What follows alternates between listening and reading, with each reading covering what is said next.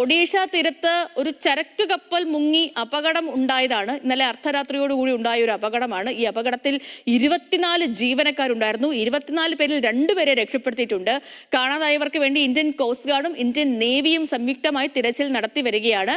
ഒഡീഷയിലെ പാരദ്വീപ് തുറമുഖത്ത് നിന്ന് ഇരുമ്പയിരുമായി സിംഗപ്പൂരിലേക്ക് തിരിച്ച കപ്പലാണ് ബംഗാൾ ഉൾക്കടലിൽ മുങ്ങിയത്. മുഹമ്മദ് അൽത്താഫ് നമുക്കൊപ്പം വിവരങ്ങളുമായി ചേരുന്നു. Althaf, good morning. ഈ ശരിക്കും പറയുകയാണെങ്കിൽ ഒരു ആശങ്കപ്പെടുത്തുന്ന വിഷയമാണ്. കാരണം 24 പേരിൽ ഇതുവരെ 2 പേരിലേക്ക് മാത്രമേ സുരക്ഷാ സംഘത്തിന് എത്താൻ കഴിഞ്ഞിട്ടുള്ളൂ എന്നുള്ളത്. എങ്ങനെയാണ് തിരച്ചിൽ പുരോഗമിക്കുന്നത്? Sethu, good morning. ഒഡീഷ്യൻ തീരത്ത് ഇന്നലെ രാത്രിയാണ് വളരെ ആശങ്കപ്പെടുത്തുന്ന ഈ ഒരു അപകടം ഉണ്ടായിരിക്കുന്നത്. ഏകദേശം ഇന്നലെ രാത്രി 10:30-ഓടെയാണ് ഒഡീഷയിലെ പാരദ്വീപ് തുറമുഖത്ത് നിന്ന് ഈ ഒരു അപകടം ഉണ്ടായി എന്നുള്ളൊരു വാർത്ത വരുന്നത്.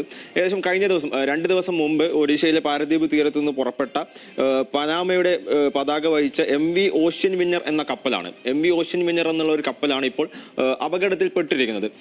ഈ പറയുന്നത് പോലെ 24 പേരായിരുന്നു ആ ഒരു കപ്പലിൽ ഉണ്ടായിരുന്നത്. 20 ചൈനയിലുള്ളവരും അതേപോലെ തന്നെ മ്യാൻമർ, ബംഗ്ലാദേശ് തുടങ്ങിയിട്ടുള്ള രാജ്യങ്ങളിൽ നിന്നുള്ളവരൊക്കെ ആയിരുന്നു ആ ഒരു കപ്പലിൽ ഉണ്ടായിരുന്നത്. അതിൽ 2 പേരെ മാത്രമാണ് ഇപ്പോൾ രക്ഷപ്പെടുത്തിയിട്ടുള്ളൂ എന്നുള്ളതാണ്.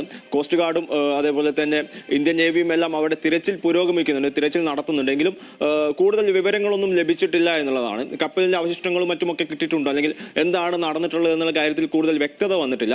ഏതായാലും പാരദ്വീപ് തുറമുഖത്ത് നിന്നും ഏകദേശം 240 നോട്ടിക്കൽ മൈൽ അകലെയാണ് ഈ ഒരു അപകടം ഉണ്ടായിരിക്കുന്നത്.